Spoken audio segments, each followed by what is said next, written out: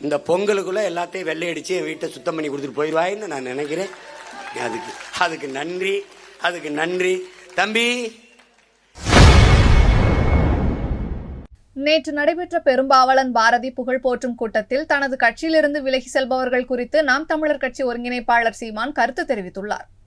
நான் வேணாம்னு விரட்டி விடுற ரெண்டை சேர்த்துக்கிட்டு ரெண்டை கூட்டிக்கிட்டு நீ 20 பேரை கூட கொண்டு 20 பேர் வந்து விட்டார்கள் கூண்டோட காலி அப்படின்னு. என்ன கிளிக்குண்டா எலிக்குண்டா என்ன கொண்டு வச்சிருக்க? அத மணிக்குண்டில் நின்று பேசி கேட்கிறேன் நான்.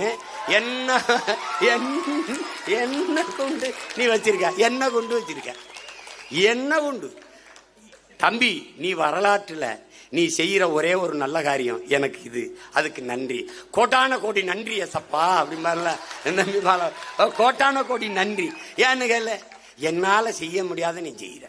அதுக்கு அதிகாரிகள், ஐஎஸ் அதிகாரிகள், உளவுத்துறை அதிகாரிகள் எல்லாம் போட்டு என்னை சிதைக்கிறதா நினைத்து நீ செதுக்கி கொண்டிருக்க.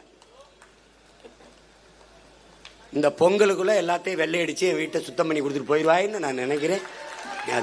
அதுக்கு நன்றி, அதுக்கு நன்றி தம்பி. என்னை ரெண்டா வெட்டி பிளந்தாலே ஒழிய என் கட்சியை பிளப்பது, சிதைப்பது, கரைப்பது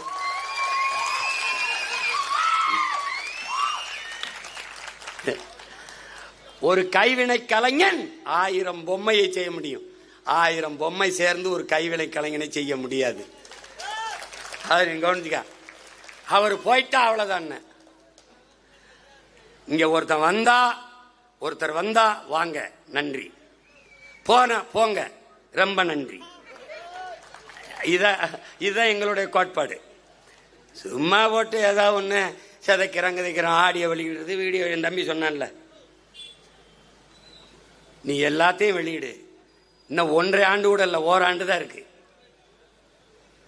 பார்த்துக்குருவோம் என்ன நடக்குதுன்னு பார்ப்போம்.